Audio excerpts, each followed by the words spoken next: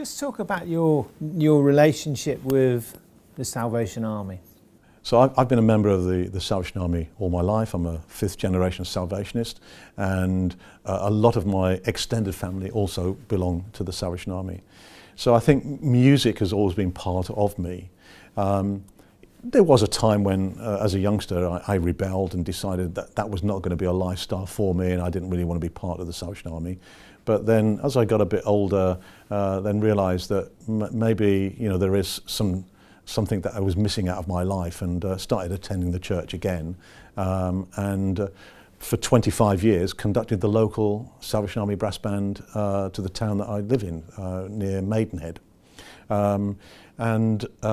I thoroughly enjoyed that. Today, I actually play in the international staff band, which is the Salvation Army's premier band.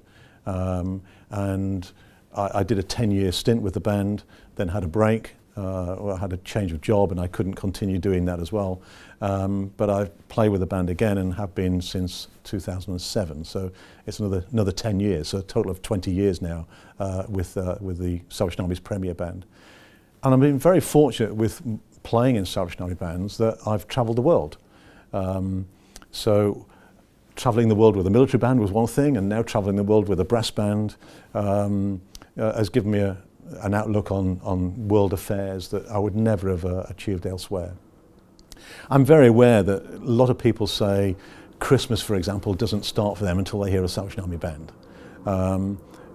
So at Christmas time, the band that I play in may have 25 players, but there may only be 4 or 5 of us standing on a platform, a station platform or whatever, or in the high street playing, because people would like to have the band all day, but we can't afford to be there all day.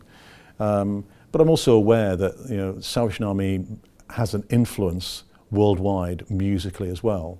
And again, if you look at a lot of orchestras, a lot of the brass sections, the brass players started their musical career with the Salvation Army.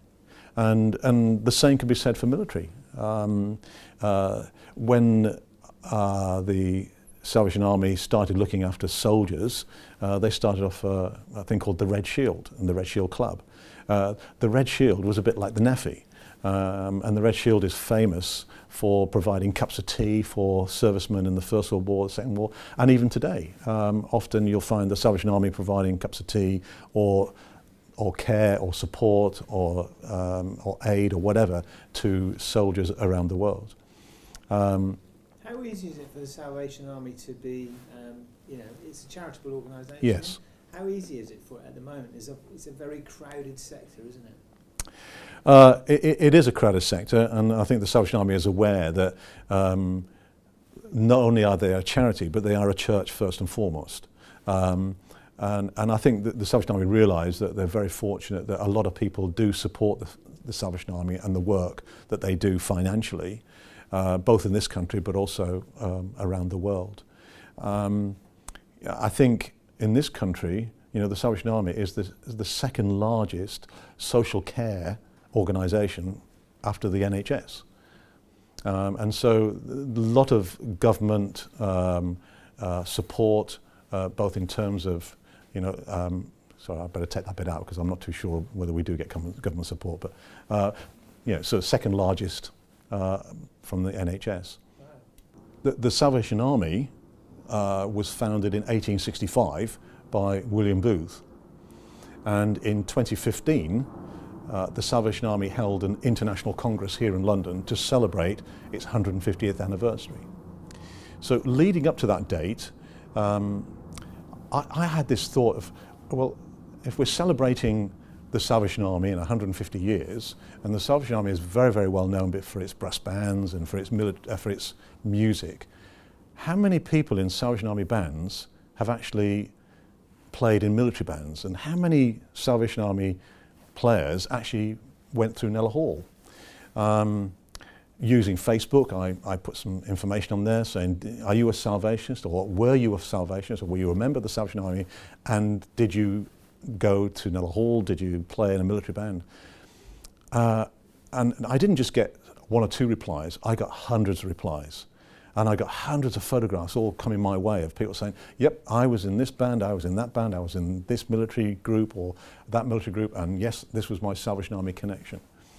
So I approached Nella Hall and I spoke to the Senior Director of Music and the Colonel of the Corps of Army Music, and put forward a suggestion that in that 150th year, wouldn't it be a good idea to celebrate how many Salvationists have gone through Nella Hall? They immediately took up the offer and said, absolutely, it's a wonderful idea and we must do it.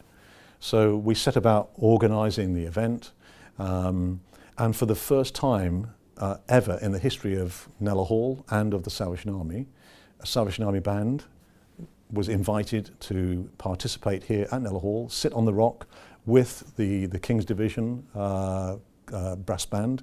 So there was a military brass band, Salvation Army brass band, both together, providing a concert. It was a unique event, never happened before, and now that we know the future of Nella Hall, it's never going to happen again. But that night, we had people flying in from all around the world.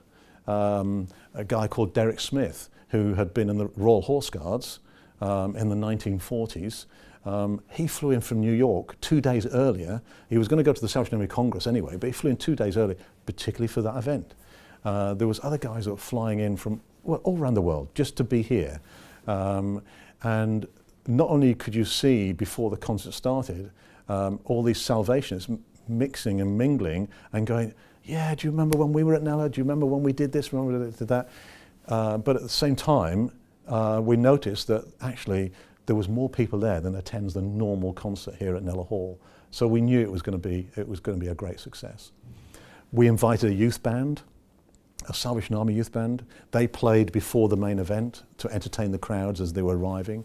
So officially, you could say they were the first Salvation Army band to participate here.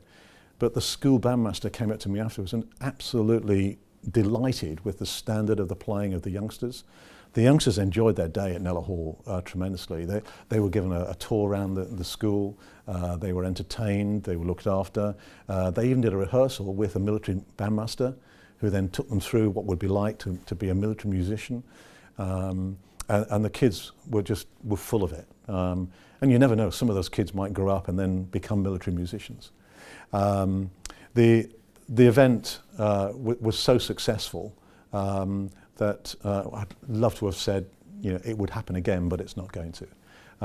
We had attending that night, we had Lord Foster and his wife, who are Salvationists, and they love brass bands.